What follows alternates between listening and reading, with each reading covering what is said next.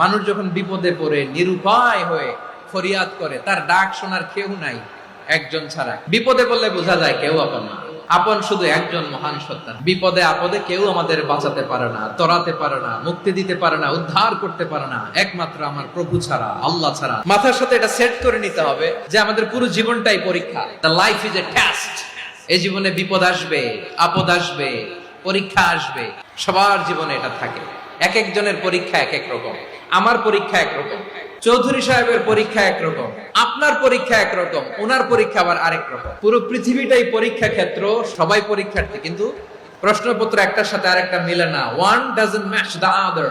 কাউকে আল্লাহ তাআলা ধনী বানিয়ে পরীক্ষা করেন, আবার কাউকে আল্লাহ তাআলা গরিব বানিয়ে পরীক্ষা করেন, কাউকে আল্লাহ অসুস্থ বানিয়ে পরীক্ষা করেন। কেউ দেখবেন যে দুরারোগ্য ব্যাধিতে আক্রান্ত, ডাক্তার বলেছে আর সময় নাই, দুরারোগ্য ব্যাধি, ক্যান্সার, যার নেই কোনো অ্যান্সার, তার জন্য পরীক্ষা হচ্ছে এই রোগ। আরেক লোক দেখবেন তার আবার রোগ বালাই নাই, মাশাআল্লাহ, তাকে আল্লাহ তাআলা আর্থিক দৈন্যতা, দারিদ্রতা দিয়ে পরীক্ষা করছে। টাকা পয়সা নাই, দিন আনে দিন খায়, যা আছে তাতে চলে না, এটা তার জন্য পরীক্ষা। আবার আরেক শ্রেণীর লোক দেখবেন তাকে আল্লাহ অসুস্থতাও দেয় নাই, দারিদ্রতাও দেয় নাই, তার দাম্পত্য জীবনের সমস্যা, স্ত্রী কথা শোনে না, অথবা ছেলে মেয়ে কথা শোনে না। তাহলে পরীক্ষা সবার জীবনে আছে, এক একজনের পরীক্ষাটা এক এক রকম। আল্লাহ তাআলা দেখতে চায় যে এই পরীক্ষার সময় আমরা কিরকম রেসপন্স করি। The concept of আখেরা যদি না থাকতো, this worldly life would be a joke. আখেরা বলে যদি কিছু না থাকতো, এই পৃথিবীটা আসলে একটা জোক ছিল, জোক।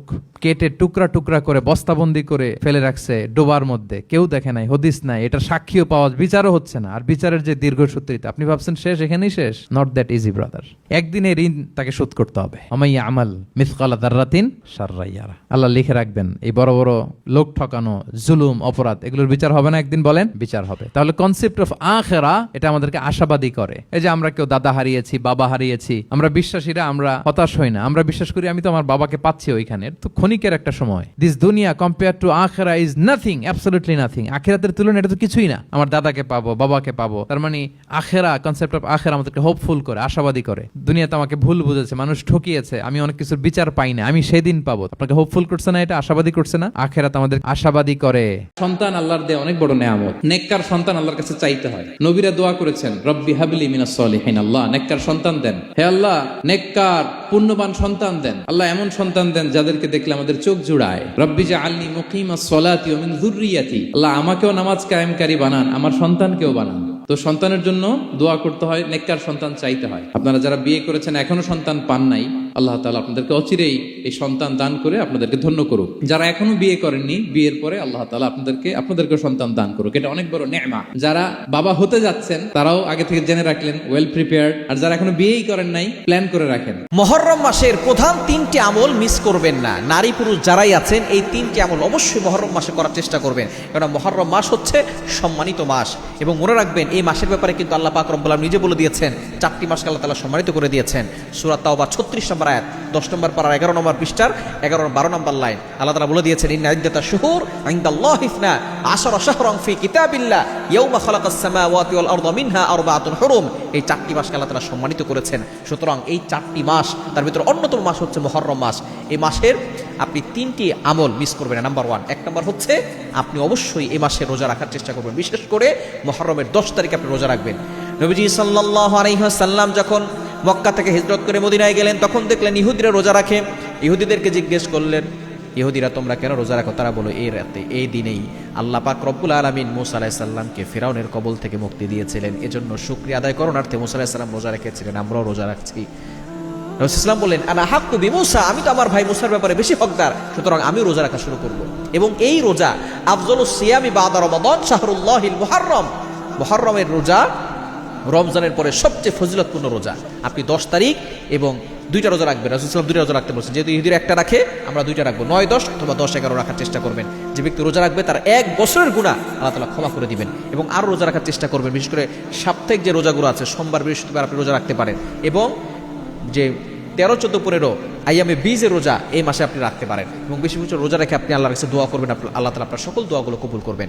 দ্বিতীয় নাম্বার আমল হচ্ছে দুরূদ শরীফ ইস্তেগফার বেশি বেশি পড়বেন, সাল্লাল্লাহু আলাইহি সাল্লাম, আস্তাগফিরুল্লাহ আস্তাগফিরুল্লাহ, এই দুইটা আমল বেশি বেশি করে পড়বেন। এবং 3 নম্বর আমল হচ্ছে নফল ইবাদত বাড়িয়ে দিবেন, নফল নামাজ পড়া, কোরআন তেলাওয়াত করা, জিকির আজকার করা, দান সদকা করা, এই নফল ইবাদতগুলো বেশি বেশি করবেন। এই 3টি আমল মুহররম মাসে মিস করবেন। সকালবেলা কেউ যদি এই ছোট্ট দোয়াটি 3 বার শুধু পাঠ করে ঘর থেকে বের হতে পারে, আল্লাহর কসম করে বলি বুলেটের গুলি মিস হবে। সমস্ত বিপদ মুসিবত থেকে আল্লাহ তার নিজ কুদরতি হাত দ্বারা তার ওই গোলামটারে হেফাজত করবেন। সুবহানাল্লাহ পড়েন। আপনি মনে রাখবেন সকালবেলা যখন আপনি সকালটাকে শুরু করেন, ওই সকালবেলা আল্লাহ রাব্বুল আলামিনের উপর ভরসা করে তিরমিজি শরীফের মধ্যে এসেছে, আবু দাউদের হাদিসের মধ্যে এসেছে, আমার যেই গোলামটা সকালটাকে শুরু করে এই দোয়াটা পড়ে আসমানি জমিনি মানুষ শয়তান জিন আগুন পানি রাস্তা ঘাট হার কিসিমের বিপদ থেকে আল্লাহ তার ওই গোলামটারে হেফাজত করেন। সুবহানাল্লাহ পড়েন। আপনি দেখেছেন অসংখ্য মানুষ রাস্তায় বের হয়েছে, বাসা থেকে দেখা যায় অ্যাক্সিডেন্টের শিকার হয়েছে, আগুন ধরে গিয়েছে, বিভিন্ন ঝামেলার মধ্যে পড়ে গিয়েছে। আপনি যদি সকালবেলা এই ছোট্ট দোয়াটি 3 বার শুধু মন থেকে পাঠ করবেন আল্লাহর কাছে, চমৎকার এই দোয়াটি আমরা অনেকেই অবহেলা করে এই দোয়াটা পড়তে পারি, বাচ্চারাও পড়তে পারে, তারপরেও আমরা দেখা যায় কালক্ষেপণ করে দোয়াটা না পড়েই বাসা থেকে বের হয়ে যাই। এর ফলে কি হয়, বিপদ মুসিবত দিয়ে আল্লাহ পাক আমাদেরকে ফেলে দেন। যেই বান্দাটা সকালবেলা সকালটা শুরু করবে এই ছোট্ট দোয়াটা পড়ে, গোলামটা সকালে পড়ে বিসমিল্লাহিল্লাযী লা ইয়াদুররু মা ইসমিহি শাইউন ফিল আরদি ওয়ালা ফিস সামাই ওয়া হুয়াস সামিউল আলিম। আমি দিনটাকে শুরু করছি, আমি ওই আল্লাহর নামে শুরু করছি, যে আল্লাহর নাম সঙ্গে থাকার কারণে আসমানি জমিনি হার কিসিমের বিপদ মুসিবত থেকে আল্লাহ পাক আমারে বাঁচায় দেন। এই ছোট্ট দোয়াটা আপনি 3 বার সকালে পাঠ করে বাসা থেকে বের হন, আল্লাহর কসম খেয়ে বলি বুলেটের গুলি মারলে গুলি মিস হবে, তবে এই দোয়া পড়ে যারা বের হবে সমস্ত বিপদ মুসিবত থেকে আল্লাহ তার ওই গোলামটারে হেফাজত করবেন। এজন্য আসেন সকালবেলা তাড়াহুড়া করে হুড়োহুড়ি করে আমরা সকালটাকে শুরু করতে চাই, আল্লাহর নাম নিয়ে আপনি শুরু করেন।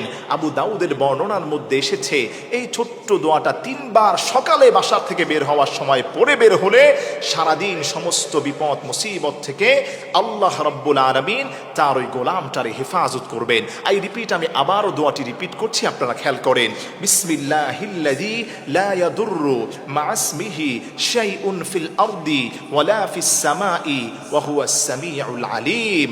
ওই আল্লাহর নাম দ্বারা আমি সকালটাকে শুরু করছি, যে আল্লাহর নাম সঙ্গে থাকার কারণে আসমান জমিনের ক্ষতিকারক কোনো বস্তু আমাকে যিনি পড়লেন তাকে কোনো কিছুই ক্ষতি করতে পারে না। আল্লাহ রাব্বুল আলামিন আমাদের সবাইকে এই ছোট্ট দোয়াটি বেশি বেশি পড়ার তৌফিক দান করেন। মা বোনদের কাছে এই মেসেজগুলো পৌঁছে দিবেন, পর্যাপ্ত পরিমাণ সোশ্যাল মিডিয়াতে শেয়ার করে অপর ভাইদেরকে আপনি পড়ার জন্য উৎসাহিত করবেন।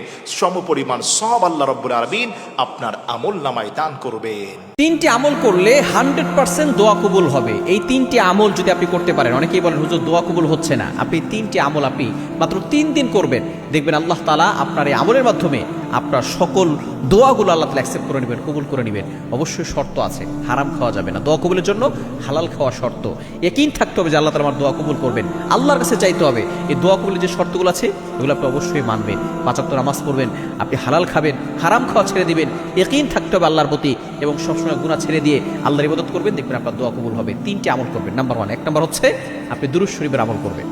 আপনি 5 ওয়াক্ত নামাজের পরে 100 বার করে দুরূদ শরীফ পড়বেন। দুরূদ ইব্রাহিম যেটা আছে, যেটা নামাজের ভিতরে আমরা পড়ি, সবচেয়ে ফজিলতপূর্ণ দুরূদ হচ্ছে এই দুরূদ ইব্রাহিম, আমরা যেটা নামাজের ভিতরে পড়ি। এর আপনি 5 ওয়াক্ত নামাজের পরে 100 বার পড়বেন। নাম্বার 2, দ্বিতীয় নম্বর আমল হচ্ছে ইস্তেগফার, আস্তাগফিরুল্লাহ আস্তাগফিরুল্লাহ। ছোট্ট ইস্তেগফার আপনি পড়তে পারেন, আপনি এটা 5 ওয়াক্ত নামাজের পরে 100 বার করে পড়বেন। আপনি দেখবেন এরপর আপনি দোয়া করবেন, 100 বার দুরূদ শরীফ, 100 বার ইস্তেগফার। এবং দ্বিতীয় নম্বর 3 নম্বর আমল হচ্ছে আপনি এই 3 দিন টানা তাহাজ্জুদের নামাজ পড়বেন। এই তাহাজ্জুদের সময় আপনি 2 রাকাত হোক 4 রাকাত হোক আপনি নামাজ পড়ে এটা দোয়া পড়বেন, লা হাওলা ওয়ালা কুওয়াতা ইল্লা বিল্লাহিল আলিয়্যিল আযীম। এটা 100 বার পড়বেন। আপনি এটা যদি 100 বার পরে আপনি আল্লাহর কাছে দোয়া করতে পারেন, দেখবেন আল্লাহ তাআলা অবশ্যই আপনার দোয়াগুলো কবুল করবেন। অনেকেই বলেন হুজুর দোয়া করছে, দোয়া কবুল হচ্ছে না। আপনি এই 3টা আমল করে যদি দোয়া করতে পারেন, আল্লাহ তাআলা আপনার সকল দোয়াগুলো অ্যাকসেপ্ট করে নেবেন, কবুল করে নেবেন।